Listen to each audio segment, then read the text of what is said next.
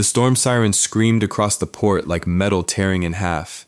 Every crane froze, every orange vest turned toward the water.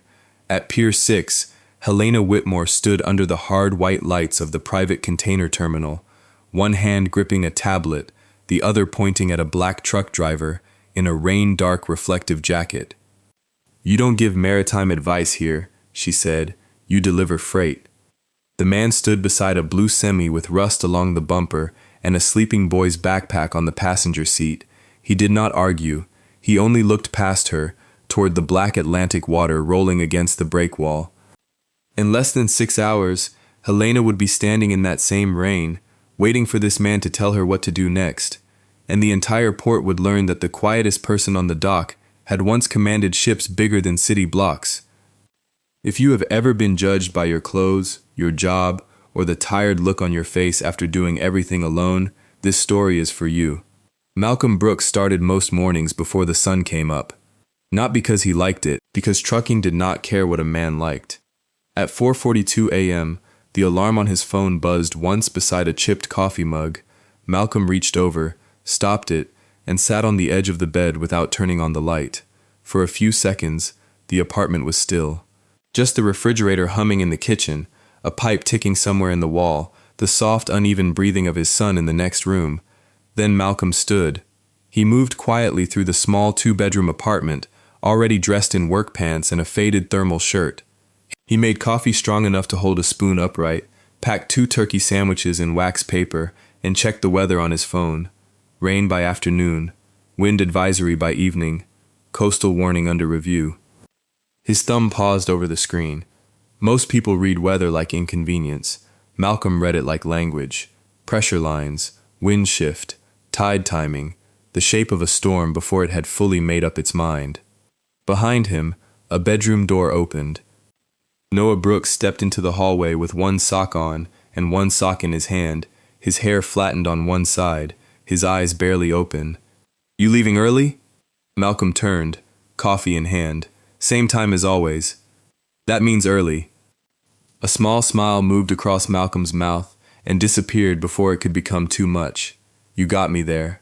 Noah was 9, thin as a rail, serious in the way children become when they have learned not every morning comes with 2 parents at the table. His mother had left when he was 4. There had been no dramatic goodbye, no suitcase thrown into a car, just fewer calls, longer gaps, and eventually a silence. Malcolm stopped trying to explain. What stayed was routine: breakfast, school drop-off, freight schedules, homework checked at the kitchen table, Friday movie nights when Malcolm could keep his eyes open, Sunday laundry, bills paid late but paid. Noah crossed to the counter and picked up a small brass compass from beside Malcolm's keys. It was old, dented along the rim, with a cracked glass face, and a needle that still found north no matter how many times Noah shook it. Across the back, scratched by hand, were 2 words: North Star. "You taking it today?" Noah asked. Malcolm looked at the compass. His jaw shifted once. Always do. Noah held it out with both hands, like he was passing over something fragile and official. Malcolm took it and slid it into the front pocket of his jacket. The weight of it settled against his chest. Noah watched him do it. Was it Grandpa's? Before it was mine. And before that? Malcolm zipped the pocket. Before that, it belonged to a man who knew how to get home when the whole sky went dark. Noah thought about that. Then he nodded as if the answer had passed inspection. At 5:30, Malcolm dropped him at the early program entrance behind Lincoln Elementary. Rain clouds were already stacking low over the eastern edge of the city, bruised purple against the first line of morning light. Noah climbed down from the truck, then turned back. "Dad." Malcolm leaned toward the open passenger window.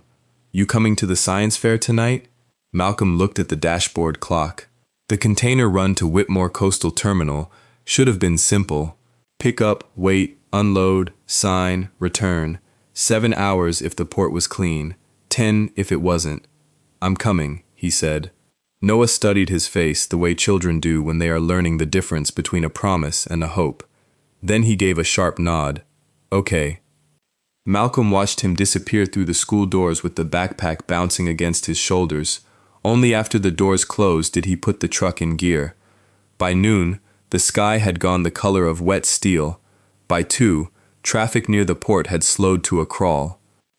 By 3, Malcolm Brooks was idling outside Whitmore Coastal Terminal behind a line of rigs that had not moved in 20 minutes. The private port spread out beyond the fence in hard angles and cold machinery. Stacks of containers rose like metal apartment blocks. Cranes stood over the water with their arms frozen mid-reach. Security lights glowed even though it was still afternoon. Malcolm rolled his window down. The air smelled wrong. Not just rain. Not just diesel and salt. It carried that charged, hollow smell that came before a hard coastal blow when the wind had crossed too much water and brought a warning with it.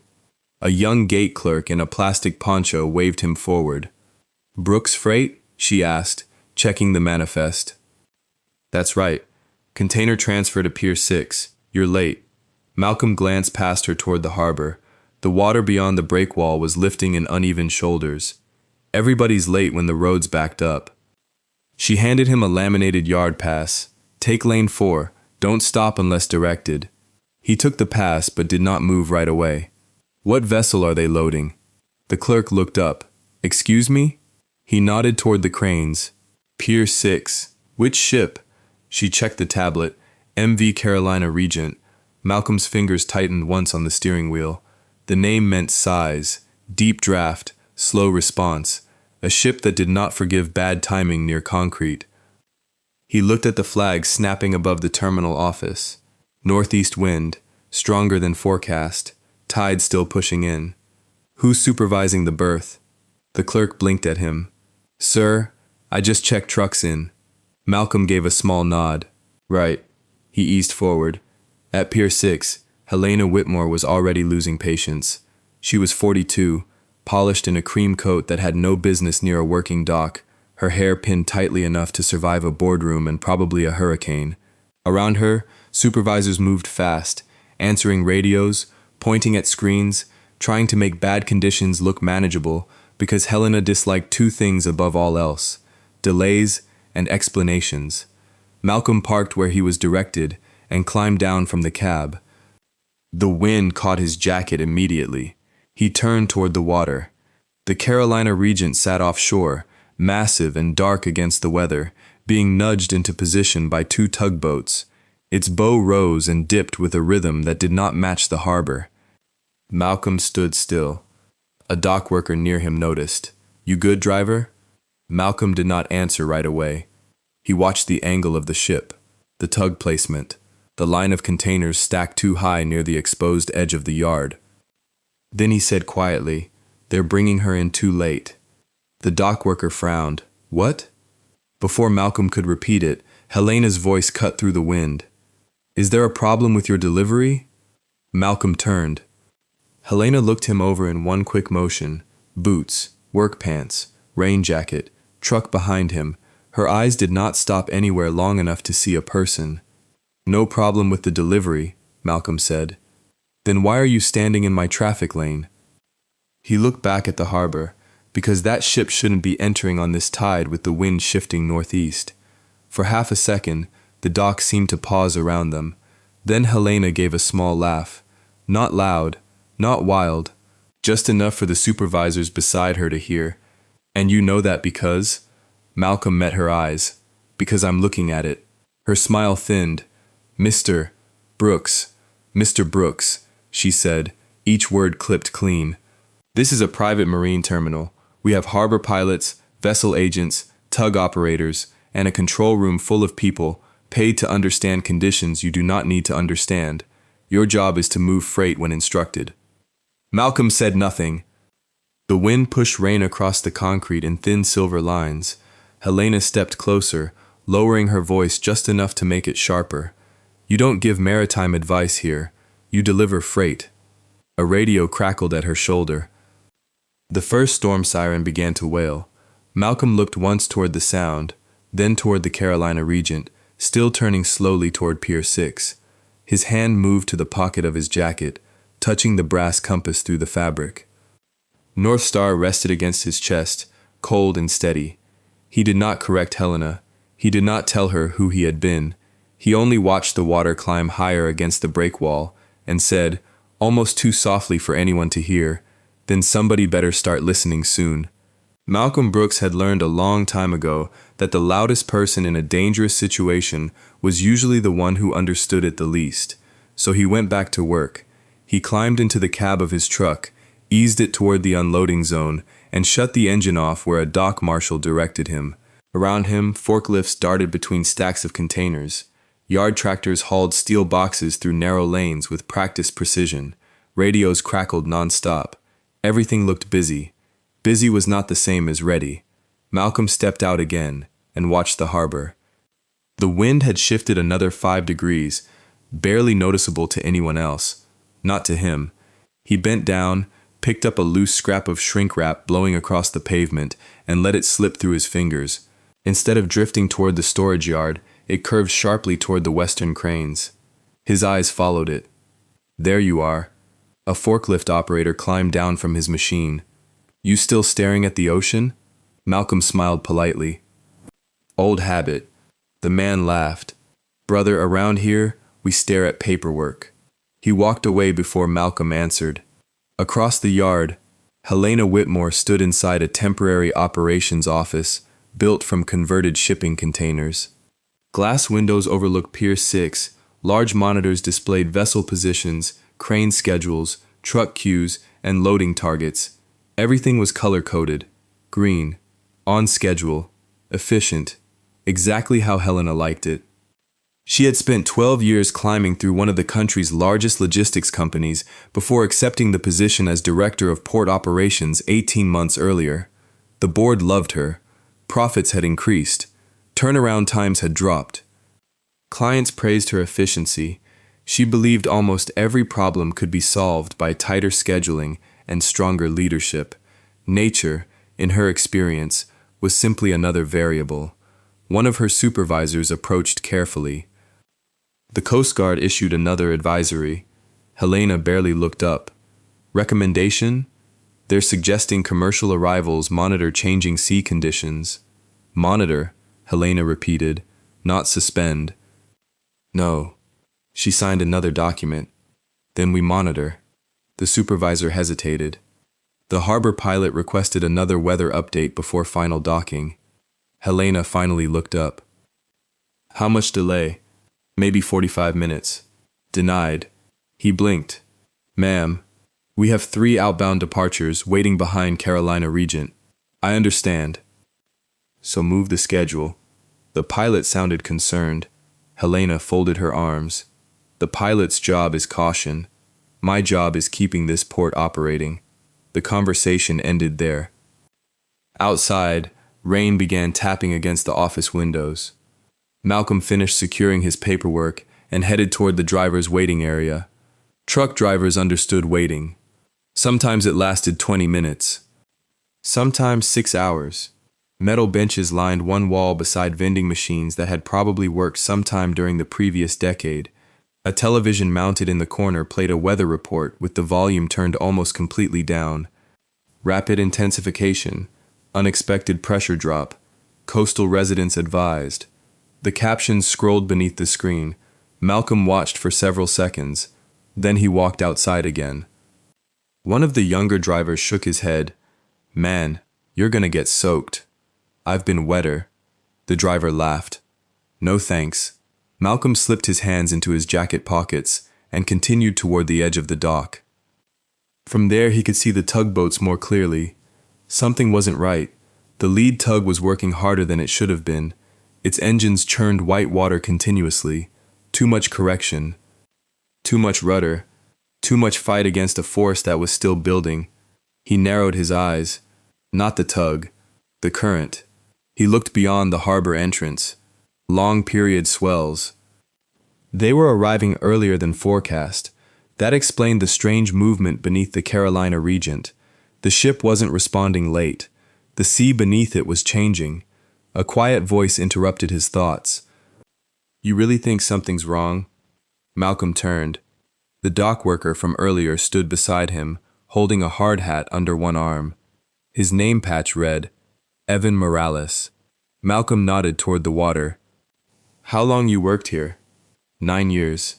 You ever seen waves hit the breakwall at that angle before a northeast wind fully settles? Evan looked. I don't know. Neither does most of the yard. Evan studied Malcolm. You sound like you've done this before. Malcolm looked back toward the sea. I've spent enough time on water. What kind of boats? A tiny smile appeared. Bigger than trucks. Before Evan could ask another question, a loud horn echoed across the terminal. The Carolina Regent had begun her final approach. Everyone on the dock looked toward the harbor. Even Helena stepped outside. The container ship looked enormous, nearly 4 football fields long, thousands of containers stacked like colorful apartment buildings. Rain blurred its outline. Despite the distance, Malcolm could see the bow drifting slightly off-center. Not enough to alarm anyone. Enough to bother him. Very much. He quietly counted under his breath. 1, 2, 3. The bow corrected. Half a second late. Exactly what he expected. He closed his eyes briefly. When he opened them again, Helena was walking toward him. I thought I made myself clear. You did. Then why are you still watching my operation instead of waiting with the other drivers? Malcolm answered calmly. Because your tug captain is compensating for current instead of anticipating it. Helena stared at him. I'm sorry? He'll lose another 10 degrees before they reach the berth. One of the assistant supervisors overheard the conversation. His eyebrows lifted. Helena noticed. Immediately. She could not allow uncertainty. Not in front of her team. She folded her clipboard. You know, she said, with a practiced smile, everyone becomes an expert during bad weather. Several nearby workers chuckled politely. Helena continued. Yesterday, it was a truck driver explaining fuel markets. Last month, it was a welder predicting international shipping rates. She looked directly at Malcolm. And today, it's apparently ocean navigation. More laughter. Not cruel. Just enough. Malcolm let it pass. He had heard worse. Much worse. Evan shifted awkwardly beside him. Nobody spoke. Then a sharp voice burst through the nearest radio. Operations. This is Harbor Control. Static. Request updated wind confirmation. Another burst of interference. Repeat. The signal disappeared. Helena reached for her own radio. Control, this is Whitmore Operations. Nothing.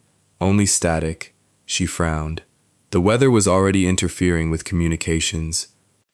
For the first time that afternoon, Malcolm saw something new in her expression. Not fear. Calculation. She looked toward the approaching ship again. The distance between the Carolina Regent and Pier 6 was shrinking faster than anyone onshore realized. Malcolm slipped one hand into his pocket. His fingers rested against the old brass compass. North Star. Years ago, another storm had sounded almost exactly like this one. Different ocean. Different crew. Same silence before everything changed. He pushed the memory away. Not now. A sudden gust slammed across the harbor hard enough to rattle loose sheets of metal against a storage container. Every head turned. One crane operator instinctively stopped moving his load. Even the seagulls vanished from the air. Malcolm watched the water. Then he spoke quietly, almost to himself. The tide just turned. Evan looked confused. It wasn't supposed to for another 20 minutes. Malcolm never took his eyes off the harbor. It knows something the forecast doesn't. Far beyond the breakwall, a dark wall of rain swallowed the horizon, and hidden inside it, the storm accelerated straight toward Whitmore Coastal Terminal. The first container hit the dock with a sound that made every conversation stop. It wasn't an explosion. It wasn't even a crash. Just 26 tons of steel, landing 6 inches harder than it should have. The vibration rolled through Pier 6, climbed the crane legs, and traveled beneath every pair of boots on the concrete. Malcolm felt it before anyone else reacted. His eyes went immediately to the water. The swell had arrived. Not the biggest wave, the first one, the one that told experienced sailors the ocean had changed its mind.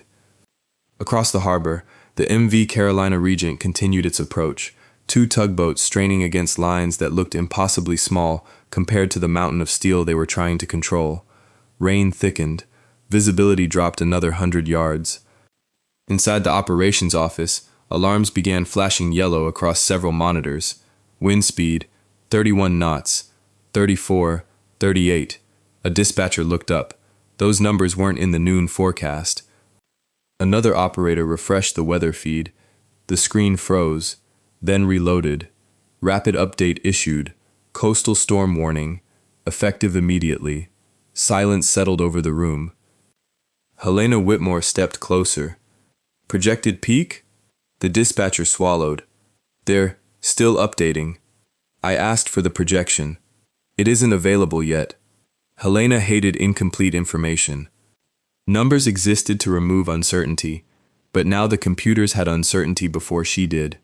Outside, a harbor pilot's voice burst through the emergency radio. Pier 6 operations. This is Pilot Harris aboard Carolina Regent. His voice was calm. Too calm. We're requesting temporary holding position outside the turning basin. Helena grabbed the microphone. Reason? A burst of static. Then, current velocity has increased unexpectedly. Another crackle. We recommend delaying final berth. Helena looked through the rain toward the ship. Every minute of delay meant money.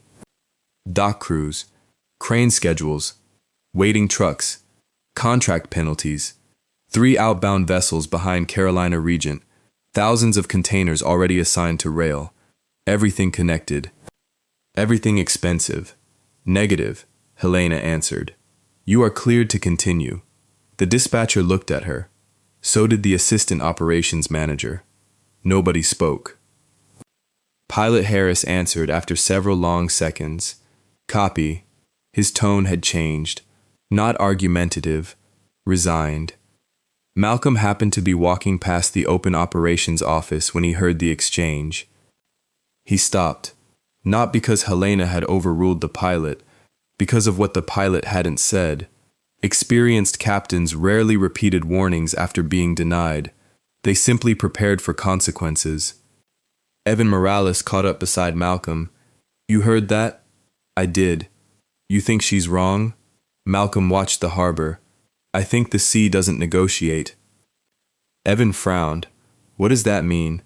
It means schedules don't matter once water decides otherwise. Before Evan could answer, another radio transmission interrupted. Tug Alpha to operations. We're requiring additional engine power. Static. Current pushing port side. Requesting authorization to reposition. Helena responded immediately. Maintain present maneuver. The tug captain didn't answer. Only the sound of heavy engines straining through interference filled the speaker. Malcolm closed his eyes for 1 second. He could picture the scene perfectly. The lead tug was fighting the current. The stern tug was compensating. The ship's bow was beginning to drift. Everyone believed they still had time. They didn't. Hundreds of miles inland, Lincoln Elementary dismissed its after-school program early. Teachers hurried children toward waiting parents before the weather worsened. Inside the gymnasium, Noah Brooks zipped his backpack and looked toward the entrance. Most children left within 15 minutes, one by one. Car after car. The room slowly emptied. Mrs. Daniels, the program coordinator, smiled at him. Your dad texted. Noah looked up immediately. He did? He said he's still at work. Noah nodded. He'll come. I know. She checked her phone. The storm slowing traffic. Noah wasn't worried. His father had never broken a promise. Not once. He sat quietly beside the window, waiting. The old brass compass wasn't with him today. It never was. His father always carried it on work days, for reasons Noah never completely understood. Back at Whitmore Coastal Terminal, conditions deteriorated by the minute. Wind now screamed between stacked containers. Loose tarps snapped like rifle fire. Rain moved sideways. One crane operator radioed down. I'm losing visual markers. Another voice answered. Switch to instrument guidance. I already am. The operator's breathing sounded different. Faster. Below, truck drivers remained inside their cabs. Most had rolled their windows up. Some started engines. Nobody liked the feeling settling over the port. It was impossible to explain. With the kind of feeling workers remembered years later, the moment before ordinary became emergency, Malcolm walked alone toward the seawall. A security guard called after him. "Sir, public access ends there." Malcolm stopped. "I'm not crossing." The guard nodded, satisfied. Malcolm stood where concrete met the steel railing. The Atlantic stretched before him, dark, restless, alive. He watched wave after wave strike the outer breakwall, not randomly, in sets. 3 smaller, 1 larger, 3 smaller, 1 larger. His lips moved almost silently, still building. A memory surfaced without permission. Another bridge, another harbor, another storm, another crew waiting for orders. He remembered the smell of salt mixed with diesel, the vibration beneath a ship's deck, the responsibility, lives depending on decisions made in seconds. He forced the memory away. That life belongs somewhere else, someone else, not Malcolm Brooks, truck driver, single father, man trying to get home in time for a science fair, nothing more. Behind him, hurried footsteps approached. It was Evan. "You need to see this." He handed Malcolm a tablet displaying the live harbor camera. The Carolina Regent filled the screen. Malcolm's expression changed instantly. "What?" Evan asked. Malcolm pointed. "There. I don't see anything." The stern. Evan squinted. Still nothing. Then Malcolm quietly said, "They're crabbing." "Huh?" "The ship." He traced a finger across the screen. The bows pointing one direction. The stern's moving another. Evan's stomach tightened. "Is that bad?" Malcolm didn't answer immediately. Instead, he asked, "How many containers are stacked on Pier 6 right now?" "A little over 1,100. Fuel tanks, maintenance depots on the east side. Crew, maybe 90 people." Malcolm handed the tablet back. "Then let's hope I'm wrong." But those words frightened Evan more than if Malcolm had said disaster was certain, because until now, Malcolm had sounded like a man who was sure of everything. Inside the operations office, Helena received a new call. "Director Whitmore, go ahead. The National Weather Service upgraded the system." "To what?" There was a pause. Then, rapid intensification confirmed. Expected wind 70 miles per hour. Storm arrival. The operator looked again. His face lost color. 42 minutes. Helena stared. "That's impossible." The update came from satellite data 5 minutes ago. 42 minutes. The Carolina Regent needed at least 35 to secure alongside under ideal conditions. These were no longer ideal conditions. For the first time that day, Helena looked through the rain not at schedules, but at the sea itself. And out beyond the breakwater, the bow of the Carolina Regent suddenly swung 3 degrees farther off course than anyone expected. The Carolina Regent drifted another 3 degrees. To anyone standing on shore, it was almost invisible. To Malcolm, it was the difference between a controlled approach and a ship beginning to lose the argument. He watched the tugboats. The lead tug pulled harder. The stern tug answered a second later. Too late. Always a second late. The rhythm was wrong. Around him, most people saw a massive vessel slowly entering port. He saw a captain running out of good options. A dock horn sounded twice. Cargo crews hurried into position. Mooring teams spread along the edge of Pier 6. Heavy lines coiled beside their boots. Everyone was preparing for a routine arrival.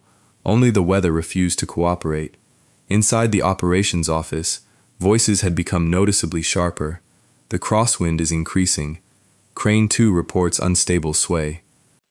Visibility down to 400 yards. Helena listened without changing expression. Continue operations. One supervisor shifted uneasily. Director, if the pilot requested a holding pattern. He requested one. I declined. But my decision stands. Nobody argued after that. Not because everyone agreed. Because everyone knew Helena never reversed herself in front of an audience. Outside, dozens of workers could see her through the office windows. Authority, she believed, depended on certainty. Even when certainty was becoming expensive. Malcolm started walking toward the truck staging area. His paperwork was finished. The container had not yet been assigned a crane. Nothing left to do except wait. His phone vibrated. Noah. He answered immediately. Hey, buddy. Dad? The voice on the other end sounded smaller than usual. They canceled the science fair. Malcolm closed his eyes briefly. I'm sorry. Mrs. Daniels says parents are coming early because of the storm. I know. You still coming? I'm still coming. When? Malcolm looked toward the harbor. The Carolina Regent had nearly reached the turning basin. I've got one stop left. Then I'm on my way. Noah was quiet for a second. You promise? Malcolm looked at the dark water. I promise. The call ended. He slipped the phone back into his pocket. For a moment, his feet stayed exactly where they were. Every instinct told him to get in the truck. Leave. Drive straight to Lincoln Elementary. Nothing mattered more than Noah. Nothing. Then another blast from the harbor horn echoed across the terminal, followed by urgent radio traffic. He turned. The bow of the Carolina Regent lurched sideways, only slightly. But enough that every tugboat suddenly increased power at once. Malcolm stopped walking. Evan spotted him. You saw it too? Malcolm nodded. The current just grabbed her. What happens now? If the pilot catches it early? He didn't finish the sentence. And if he doesn't? Malcolm looked toward the concrete pier. Everyone gets very busy. Helena stepped outside again.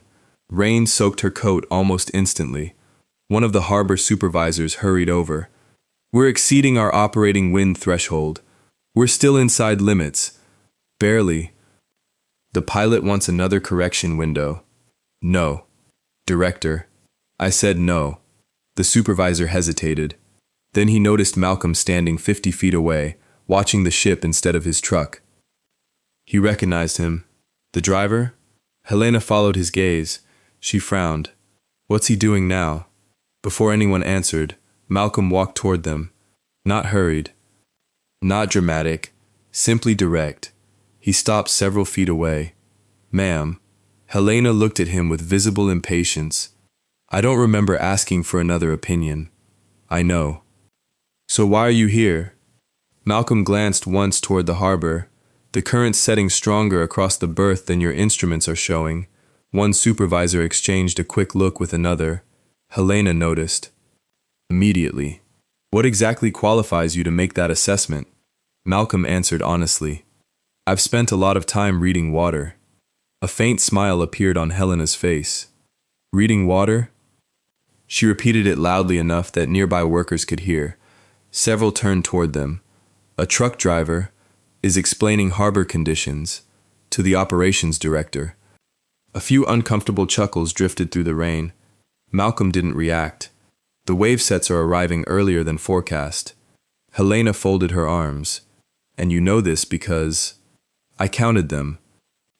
Silence. Then someone near the loading cranes laughed. Not cruelly, disbelievingly. Helena shook her head. This port runs on data, Mr. Brooks. Not guesses. Malcolm's voice remained calm. The ocean doesn't care about either. That answer landed differently. Several older dock workers stopped what they were doing. One of them, a gray-haired line handler named Frank Delaney, narrowed his eyes. He had worked commercial docks for 32 years. The sentence sounded familiar, not the words, the attitude behind them. Men who had spent enough years at sea eventually stopped arguing with water. They respected it instead. Frank studied Malcolm more carefully, the way he stood, the way his eyes never stayed on people for long, always returning to the harbor, always measuring, always calculating. Helena took another step closer. You know what I think? Malcolm waited. I think you've watched too many documentaries. A few people laughed again. I think standing around making dramatic predictions makes you feel important. She gestured toward the truck. Meanwhile, your freight is still sitting exactly where you left it. Malcolm didn't answer. So here's what's going to happen. Her voice carried clearly across the pier. You're going to return to your truck. You're going to wait until you're called. And you're going to let professionals handle the port. The rain intensified. Neither of them moved. Finally, Malcolm spoke, very quietly. If I'm wrong, you lose a little time. He looked toward the Carolina Regent. If I'm right, you lose a lot more than that. The smile disappeared from Helena's face. She had heard enough. She turned toward security. Escort Mr. Brooks back to the driver waiting area.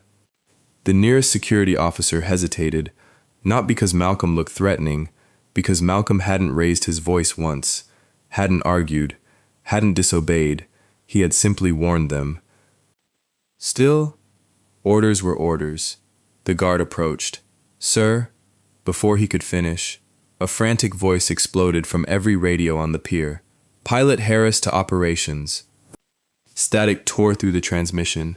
Then, we've lost stern alignment. Every conversation stopped. Another burst of static. Then louder than before. Request immediate berth abort. The words echoed across the dock. Abort. For the first time that afternoon, Helena Whitmore's confidence cracked. Only for an instant. But Malcolm saw it, and so did everyone else standing on Pier 6. The word abort changed everything. Not because anyone panicked, because everyone on Pier 6 understood what it meant. A harbor pilot did not ask to abort a docking maneuver unless every safer option had already disappeared. For 3 long seconds, no one moved. Rain hammered against steel containers. The tugboat's engines roared across the harbor. Then the radios exploded. Secure crane 3. Move the line crew back. Hold traffic. Everybody clear the berth. The orderly rhythm of the terminal dissolved into overlapping commands. Workers who had spent years moving with quiet efficiency suddenly found themselves running. Inside the operations office, Helena snatched up the radio. Pilot Harris, report your status. Static. Then his voice returned, strained but controlled. We've lost lateral control. Another crackle. The current's driving our stern. Request emergency tug assistance. The dispatcher looked at Helena. Both reserve tugs are still fueling. How long? At least 15 minutes. We don't have 15 minutes, another supervisor muttered. Nobody answered him, because everyone knew he was right. Outside, Malcolm never took his eyes off the ship. The Carolina Regent wasn't drifting wildly. That was the danger. She was moving slowly enough to fool inexperienced people into believing there was still time, but 40,000 tons of momentum did not care how calm it looked. Evan hurried over, breathing hard. What happens if she misses the berth? Malcolm answered immediately. Depends. On what? Whether she clears the breakwater. And if she doesn't? Malcolm looked at the concrete pier stretching into the harbor. The tugs won't have enough leverage. Evan followed his gaze. Then, the ship keeps moving. His voice remained level. Everything in front of her stops existing. Evan's mouth went dry. He turned toward the massive stacks of containers, fuel trucks, electrical substations, maintenance buildings, nearly 100 workers. For the first time, he understood what Malcolm had been trying to prevent all afternoon. A sharp ringtone cut through the noise. Malcolm pulled out his phone. Mrs. Daniels. He answered before the second ring. Mr. Brooks? Her voice sounded tense. We're moving the remaining children into the storm shelter. Why? The weather just changed. Lightning flashed somewhere beyond the school. Not close. Closer than it should have been. Noah's okay? He's fine. He keeps asking when you're coming. Malcolm closed his eyes for one heartbeat. I'm on my way. There was a pause. Can you make it? He looked toward the harbor, toward the ship, toward the workers now scrambling along the dock. The word refused to come. I'll get there. When the call ended, he kept holding the phone. His knuckles slowly turned white. Noah sat cross-legged on the floor of the elementary school's library. About 20 children had gathered there with blankets, snacks, and flashlights. Teachers tried to make it feel like an adventure. Some of the younger kids laughed. Some cried. The wind rattled the windows hard enough to interrupt every conversation. Mrs. Daniels checked her phone again. No signal. Noah noticed. Still nothing? She forced a smile. The towers are busy. My dad always comes. I know he does. He promised. She rested a gentle hand on his shoulder. I believe him. Noah nodded. He believed him too. Back at the port, conditions deteriorated by the minute. Wind screamed through the container stacks at nearly 50 miles an hour. Loose chains slapped against steel. One empty container shifted several inches across wet pavement before workers managed to secure it. Every experienced employee on the dock had stopped looking at schedules. Now they watched the sea. Even Helena, she stood beneath the operations canopy, rain dripping from her hair despite the shelter. A senior harbor engineer approached quickly. We need to evacuate the east maintenance yard. Why? If the vessel loses another 20 feet, it won't. Director, it won't. The engineer lowered his voice. I've worked ports for 28 years. So have I. No. He looked directly at her. You've worked logistics. I've worked ports. The distinction hung between them. Helena didn't answer. Frank Delaney, the veteran line handler, slowly walked toward Malcolm. He stopped beside him without speaking. The two men watched the harbor together. Finally, Frank asked, Where'd you learn to read a sea like this? Malcolm didn't look away. A long time ago. Navy? No. Merchant Marine? Malcolm remained silent. Frank nodded once. He understood silence. Men who had carried heavy responsibility often answered questions that way. A violent gust slammed into the Carolina Regent. Every person on shore saw it. The bow held. The stern did not. The ship rotated another few degrees. Someone shouted, She's sliding. Harbor pilot Harris came over the radio again. This is Carolina Regent. We've exceeded safe correction. We are no longer responding. The transmission dissolved into static. Then one final sentence broke through. Brace for impact. No one needed clarification. Workers sprinted away from the berth. Forklifts scattered. Truck engines roared to life. Sirens began wailing across the terminal. Helena stood frozen for half a second. Only half. Then training took over. Evacuate Pier 6. Move everyone back. Sound full emergency. Her commands echoed across the dock. People obeyed immediately, but Malcolm wasn't looking at the workers. He was looking at the tugboats. Something caught his eye. The lead tug had shifted position. Not intentionally. Its towline angle had changed. His expression sharpened. No. Frank looked at him. What? Malcolm spoke almost to himself. They're pulling against each other. Frank stared toward the harbor. At first he saw nothing. Then he saw it. The tugboats were no longer working as one. For just a few seconds, their lines were creating opposite forces. Frank slowly turned back toward Malcolm. How did you spot that from here? Malcolm didn't answer. He was already moving. Not toward his truck. Toward the operations office. Toward Helena Whitmore. Behind him, his phone vibrated again. Noah. He looked down at the screen. His thumb hovered over the answer button. The harbor sirens screamed. The giant ship continued drifting. His son was waiting. Nearly 100 strangers were standing in the path of a disaster that might still be prevented. For the first time in years, Malcolm Brooks faced a decision no father should ever have to make. He closed his eyes once. Then he slipped the phone back into his pocket and started running toward Pier 6. The rain came down so hard it erased the far end of the harbor. Pier lights dissolved into pale yellow smears. The tops of the cranes disappeared inside curtains of water. Wind drove spray across the concrete with enough force to sting exposed skin. The port no longer looked like a place built by people. It looked like something the Atlantic had decided to reclaim. Malcolm ran, not wildly, with the measured pace of someone who already knew exactly where he needed to be. Workers rushed in the opposite direction, carrying emergency bags, clipping radios onto rain jackets, shouting over the wind. A forklift rolled past with its warning lights flashing. Somewhere behind him, a shipping container door slammed again and again against its frame like a giant heartbeat. He reached the operations office just as Helena stepped outside. "We've lost visual on the stern camera," one dispatcher shouted from inside. Another voice followed. "Radar reflections are breaking up in the rain." Helena grabbed another radio. "Pilot Harris, respond." Nothing. Only static. She tried again.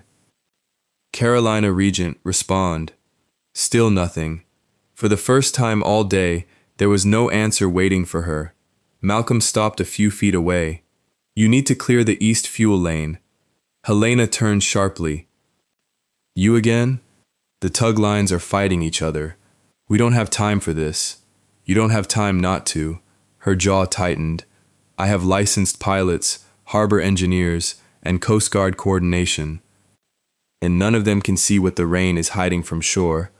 She stared at him. "You expect me to believe you can?" "No." He shook his head once.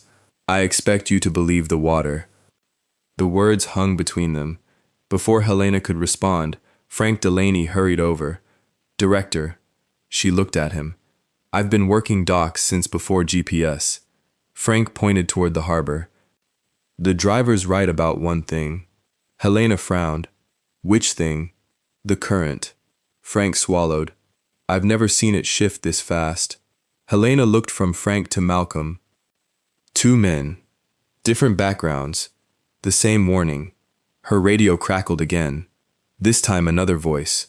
"Tug Alpha to operations." The captain sounded strained. "We're exceeding safe tow angle. Static. Recommend immediate release on stern line." The transmission died. Malcolm spoke quietly. "If they release too late, the ship will pivot." Frank closed his eyes. He already knew. Miles away, the lights flickered inside Lincoln Elementary. Children looked toward the ceiling. The emergency generator started with a deep mechanical rumble. Mrs. Daniels forced another smile. "See? We're okay." Most of the children believed her. Noah looked at the front entrance instead. Every pair of headlights outside made him sit up. Every time, someone else's parent stepped through the door. Not his. He reached into his backpack and pulled out a folded piece of paper. His science fair project. A hand-drawn model of ocean currents. Blue arrows, red arrows, carefully labeled. At the bottom, in uneven handwriting, he'd written, "My dad says the ocean is always talking. You just have to learn how to listen." Mrs. Daniels noticed the drawing. "Your father helped you with that?" Noah smiled. "He knows a lot about water." "What does he do?" "He drives trucks." She nodded politely. Noah added, "But sometimes." He hesitated. "I think he used to do something else." Back at the terminal, emergency crews established a command post inside a maintenance garage. Maps covered folding tables. Weather updates changed every few minutes. Nobody liked any of them. A Coast Guard liaison officer arrived, soaked to the bone. He pointed at the latest satellite image. The storm accelerated another 12 miles. A supervisor looked up. "I thought that wasn't possible." "It wasn't supposed to be." Another silence. The liaison officer continued. "If the vessel grounds inside the harbor." He didn't finish. He didn't need to. Everyone in the room knew what 40,000 tons of drifting steel could do. Outside, Malcolm stood beneath the overhang watching the harbor through sheets of rain. His phone vibrated again. "Noah." This time he answered. "Dad?" The little voice fought through crackling interference. "Are you coming?" Malcolm closed his eyes. "I am." "When?" He looked toward the Carolina Regent, toward the workers, toward Helena. "I don't know yet." Silence. Then Noah asked the question Malcolm had been dreading. "You always know." The words hit harder than the wind. For years, Malcolm had been the answer to every problem: broken bicycle chain, nightmares, homework, burned pancakes, every promise kept, every pickup on time. Now, for the first time, he couldn't honestly tell his son when he would arrive. I need you to do something for me. I'm listening. Stay with Mrs. Daniels. I will. Help the younger kids. I can do that. And remember what I always tell you. Noah answered immediately. When I don't know what comes next. Find true north. Malcolm's hand slipped into his jacket pocket, his fingers wrapped around the brass compass. North Star, you already know how. I love you, Dad. Malcolm looked out at the black water. I love you too. The call ended. He didn't move for several seconds. Neither did anyone standing nearby. Frank had heard enough to understand. So had Helena. For the first time, she saw not a truck driver interfering with her operation, but a father choosing to stay where strangers needed him most. Something shifted inside her. Not pride. Not certainty. Perspective. A dispatcher burst through the garage doors. Director. Helena turned. We've got partial radio contact. With who? The Carolina Regent. Everyone rushed toward the communications desk. The speaker crackled. Pilot Harris's voice came through in broken fragments. Rudder responding, not enough. Need different tow sequence. The signal faded. Malcolm listened. His expression changed. What? Frank asked. Malcolm looked toward the harbor. They're using the wrong tug first. Frank stared. You can tell from that? I can tell from what he didn't say. Helena looked at him. For several long seconds, nobody spoke. Wind howled through the open garage. Rain hammered the roof. Then Helena asked the first honest question she'd asked him all day. What would you do? Malcolm didn't answer immediately. His eyes remained fixed on the invisible ship somewhere beyond the rain. When he finally spoke, his voice was calm, precise. The voice of someone who had given impossible orders before. Get me a radio. The room went completely silent. Even the Coast Guard liaison slowly turned to look at him. Somewhere beyond the wall of rain, the Carolina Regent drifted another few yards toward disaster. No one moved. The words hung in the operations garage, almost swallowed by the storm. Get me a radio. Helena looked at Malcolm for a long second. Everything she had believed about him over the past few hours fought against what the situation demanded now. He was a truck driver, a freight contractor, a man she had publicly dismissed in front of her staff. And yet, every prediction he had made since arriving at the terminal had come true. Frank Delaney broke the silence first. Director, he didn't raise his voice. He hasn't been wrong once. The Coast Guard liaison glanced toward the rain-covered harbor. We're running out of options. Helena inhaled slowly. Then she unclipped the handheld marine radio from her belt and held it out. Don't make me regret this. Malcolm accepted it with both hands. Not dramatically, with quiet familiarity. He checked the battery indicator, adjusted the volume, switched frequencies without looking at the labels. The Coast Guard officer noticed immediately. That wasn't something casual users did.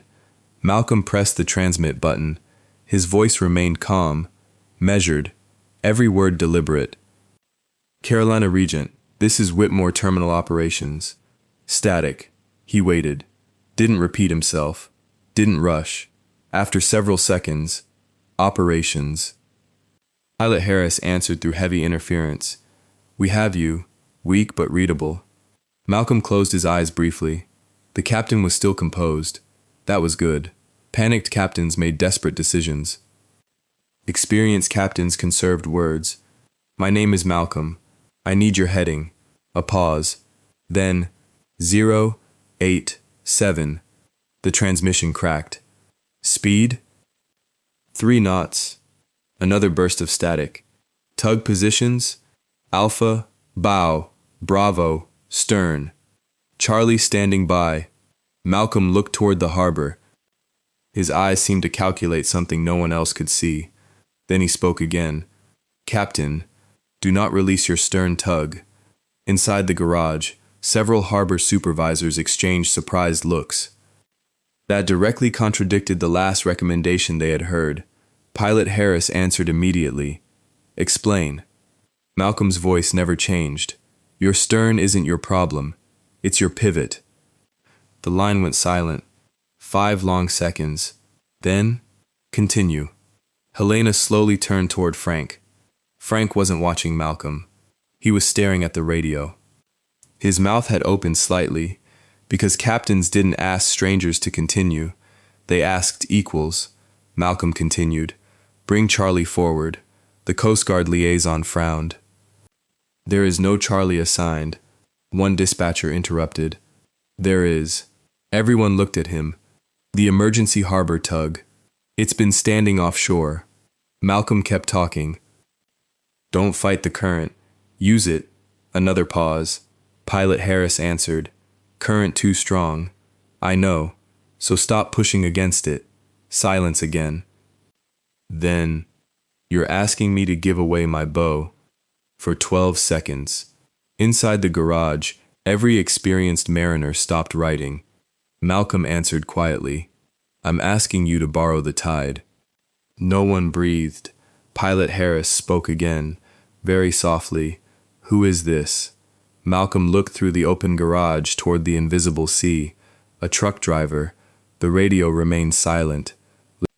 Then, understood. The transmission ended. Helena stared. That's it? Malcolm handed the radio back. They'll know.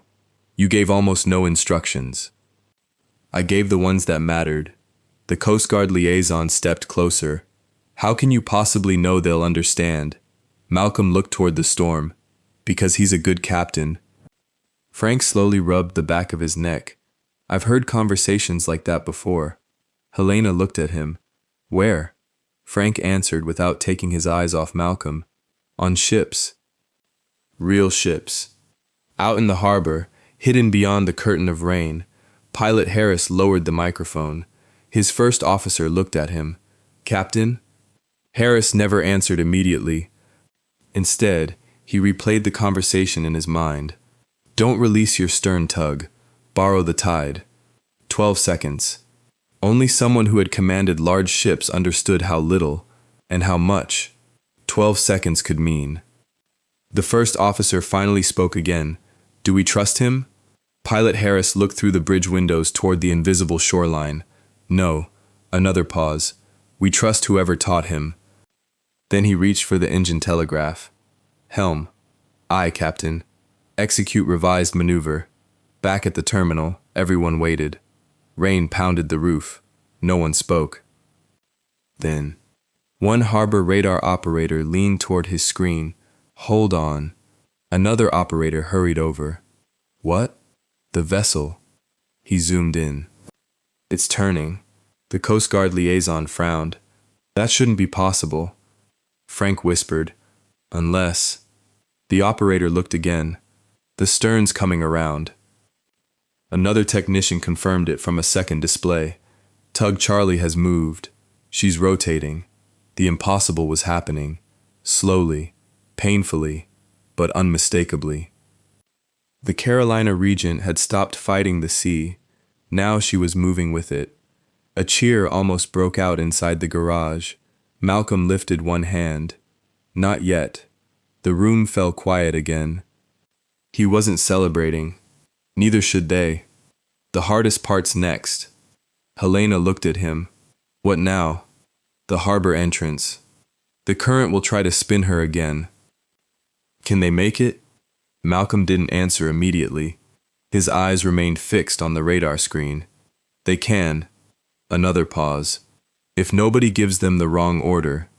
Those words landed heavily. No one looked at Helena. No one needed to. She looked down at the radio still in her hand. For the first time in her career, she realized that leadership wasn't always about speaking first. Sometimes, it was about knowing when someone else understood the problem better than you did. Outside, the storm continued to rage. But inside the command garage, the first small shift in fortune had begun. And somewhere aboard the Carolina Regent, Pilot Harris found himself asking a question he couldn't ignore anymore. Who was Malcolm Brooks before he became a truck driver? The first person to recognize Malcolm wasn't Helena. It wasn't Frank. And it wasn't anyone standing inside Whitmore Terminal. It was a man nearly half a mile away, watching through rain-streaked bridge windows. Captain Daniel Harris lowered the radio slowly. Outside, waves slammed against the hull of the Carolina Regent with enough force to make 40,000 tons of steel shudder beneath his boots. His first officer stared at the electronic chart. She's responding. The massive vessel was turning. Not quickly. Large ships never did anything quickly. But the bow was finally moving where Harris needed it to go. He looked back at the microphone. That voice, calm, economical, never wasting a word, never explaining more than necessary. It sounded familiar, not personally, professionally, like someone who had spent years speaking over marine radios where every unnecessary syllable increased confusion. The first officer broke the silence. Captain? Harris didn't answer immediately. Instead, he picked up another radio. Harbor Control, this is Carolina Regent. Go ahead, Captain. I need information. What kind? The man advising Whitmore operations. There was a pause. You mean Malcolm Brooks? If that's his name. He's just a truck driver. Harris looked out into the storm. No. His answer came without hesitation. He isn't. Back inside the command garage, radar showed the Carolina Regent clearing the worst of the cross-current. The room released a collective breath. Not relief. Hope. The Coast Guard liaison walked toward Malcolm. You've done this before. Malcolm shook his head slightly. I've seen storms. That's not what I asked. No. The officer studied him. You gave maneuvering instructions that normally come from a harbor master. Malcolm simply looked back toward the radar. The conversation ended there. Helena stood alone near the operations table. Rainwater dripped from the sleeve of her cream coat onto the floor. She barely noticed. Her mind replayed every conversation she'd had with Malcolm that afternoon. You deliver freight. This port runs on data. Let professionals handle the port. Each sentence sounded different now. Sharper. Heavier. Across the room, Frank quietly approached her. You owe him. She didn't pretend not to understand. I know. No. Frank shook his head. You don't. She looked at him. I've worked these docks 32 years. I've seen captains. I've seen harbor pilots. I've seen Coast Guard commanders. He nodded toward Malcolm. I've never seen one of them explain themselves as little as that man. Helena followed his gaze. Malcolm wasn't watching anyone. He was watching the weather display, already looking at the next problem. A dispatcher suddenly raised his hand. Incoming call. From who? Atlantic Shipping International, the company that owned the Carolina Regent, he answered. Whitmore Operations. A hurried voice replied. We've just spoken to Captain Harris. The dispatcher put the call on speaker. We need to know who's advising him. Everyone looked toward Malcolm. The dispatcher answered carefully. A local contractor. Silence. Then laughter. Not mocking. Disbelieving. A contractor? That's what I'm told. Another pause. Captain Harris just canceled instructions from our regional marine director. The room froze. What? He said. Paper rustled on the other end of the line. And I'm quoting, "The man ashore understands the water I'm looking at better than anyone reading charts from an office." Nobody spoke. Every eye slowly turned toward Malcolm. He remained exactly where he was, hands in his jacket pockets, expression unchanged. The Coast Guard liaison stepped closer. Mr. Brooks? Malcolm looked at him. I'm Commander Lewis Grant. I need to ask you something. Malcolm nodded. Were you licensed? A brief silence. Years ago. What class? Malcolm hesitated, not because he didn't remember, because remembering carried weight. Finally, unlimited tonnage. The command garage went completely silent. Even Helena frowned. Commander Grant blinked. Unlimited? Malcolm gave a single nod. The commander's face changed instantly. That license wasn't common.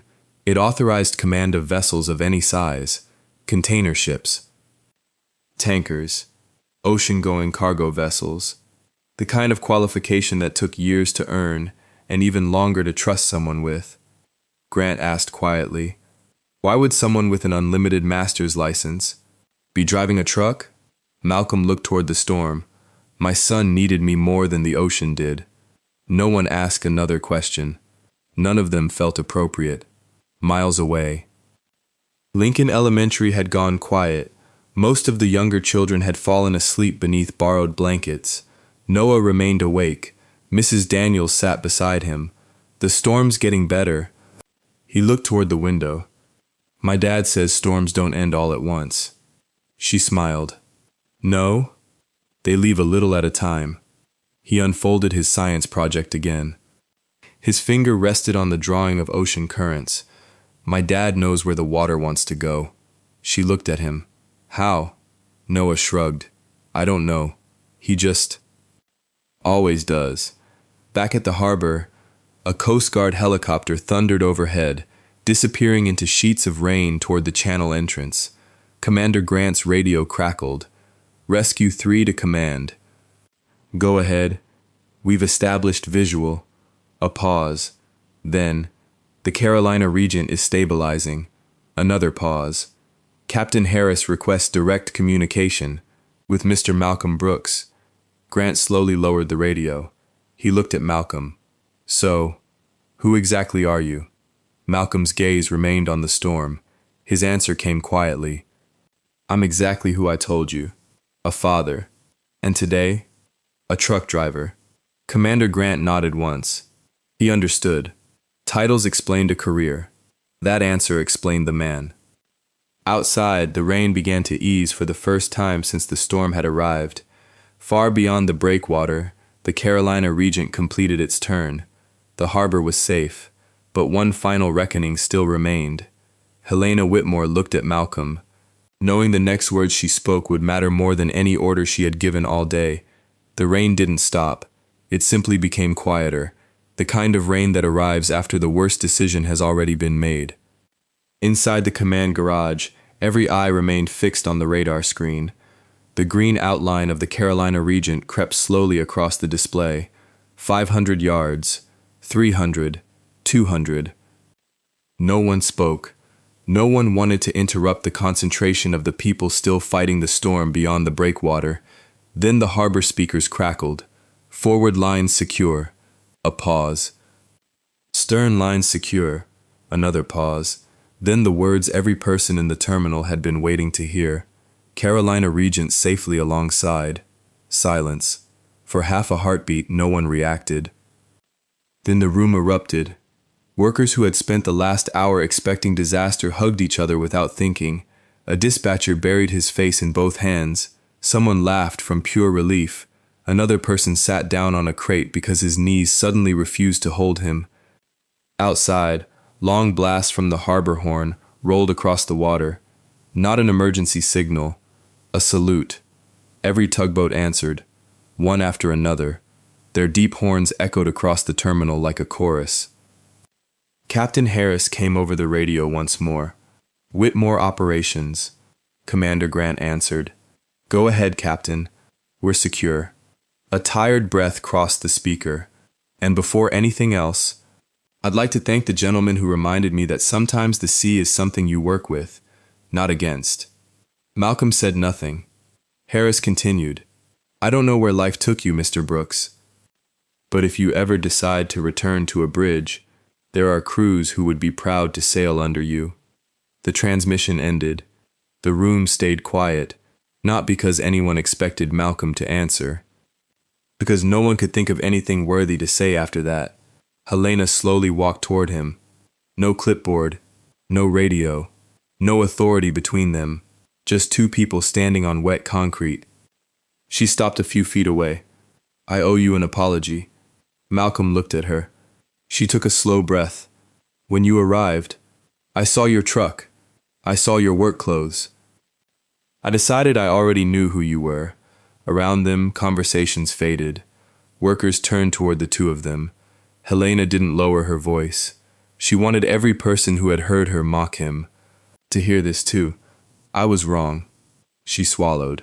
Not because you turned out to have extraordinary experience, because I never should have dismissed you in the first place. The wind carried her words across Pier 6. I embarrassed you in front of my staff. I ignored your warnings. And I put people in danger because I believed my position mattered more than your judgment. She looked Malcolm directly in the eyes. I'm sorry. No one moved. The only sound was rain dripping from the steel beams overhead. Malcolm studied her face. He wasn't looking for perfection, only sincerity. He found it. You made a hard call. I made a proud one, Helena answered before he finished. I know the difference now. For the first time that afternoon, Malcolm smiled, just a little. Then make the next one better. She nodded once. I will. Later that afternoon, the terminal's executive vice president arrived by helicopter. News of the near disaster had already reached corporate headquarters. He spent 20 minutes reviewing radio logs, weather reports, pilot recordings, witness statements. Then he asked one question: who warned us first? No one hesitated. Malcolm Brooks. The executive turned toward Helena. Is that accurate? She answered without trying to protect herself. Yes.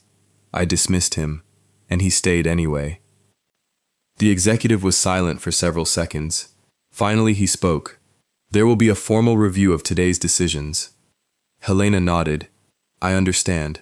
I'll cooperate fully. There were no arguments, no excuses. She signed the incident report herself. As emergency crews packed equipment and workers returned to damaged sections of the terminal, Frank found Malcolm beside his truck. You heading out? Malcolm looked at the dashboard clock. His stomach tightened. He was late, far later than he had promised. I should have left an hour ago. Frank placed a weathered hand on his shoulder. My daughter used to wait for me after storms. Malcolm looked up. I missed a few birthdays, a couple school plays. Frank smiled sadly. They never remembered the dates. They remembered whether I came home. Malcolm nodded, then climbed into the cab. Before closing the door, Helena walked up beside the truck. Mr. Brooks. He rolled the window down. She held out a business card. I know you probably won't accept this, but if there's ever anything this company can do. Malcolm glanced at the card, then back at her. There is. Hope flickered across her face. We're listening. He nodded toward the truck drivers still waiting in line. Next time one of them tells you something doesn't feel right, listen before the storm. Helena folded the card back into her own pocket. I will. This time, it wasn't a promise made to end a conversation. It was one she intended to keep. Malcolm started the engine. The diesel rumbled to life. He shifted into gear. As he drove toward the terminal gate, workers along the roadway slowly stepped aside. One by one, some raised a hand, some simply nodded. No speeches, no applause. The respect of working people rarely needed either. Malcolm answered every gesture with the same small nod. Then he turned onto the highway, toward Lincoln Elementary, toward Noah, toward the promise that still mattered more than anything else. By the time Malcolm pulled into the parking lot of Lincoln Elementary, the storm had already moved inland. The rain had faded to a light drizzle. Emergency vehicles were leaving one by one. Teachers stood outside talking quietly while parents gathered children into warm cars. Malcolm shut off the engine. For the first time that day, his hands shook. Not from the storm, from wondering whether he had broken the only promise that truly mattered. He climbed down from the truck and hurried toward the entrance. Before he reached the doors, Dad! Noah came running across the lobby. Malcolm dropped to one knee just in time to catch him. The boy wrapped both arms around his father's neck, so tightly Malcolm could barely breathe. You came. I told you I would. You were late. I know. Noah leaned back just enough to look at him. Were you helping somebody? Malcolm smiled. A lot of somebodies. Noah studied his father's face for a long moment. Then he nodded. That's okay. Children have a way of measuring people that adults sometimes forget. Not by the clock, by the reason. Mrs. Daniels walked over carrying Noah's backpack. I think the entire city was delayed today. She smiled warmly. He never complained. He just kept saying, "My dad always comes." Malcolm swallowed hard. Thank you for staying with him. It was easy. She looked at Noah. He made sure the younger kids weren't scared. Malcolm looked down. You did? Noah shrugged. You told me to. The drive home was quiet, not awkward, comfortable. Streetlights reflected on wet pavement. Tree branches littered the shoulders of the road. Radio stations were still reporting storm damage across the county. When they stopped at a red light, Noah looked out the window. Were you driving your truck? Most of the day. Were you scared? Malcolm thought about the question. He remembered the ship, the workers, the radio, the moment he had to choose between leaving and staying. Yes, Noah looked surprised. I thought brave people weren't scared. Malcolm reached over and gently ruffled his son's hair. Brave people are scared. They just don't let fear make the decision. Noah looked out at the rain again.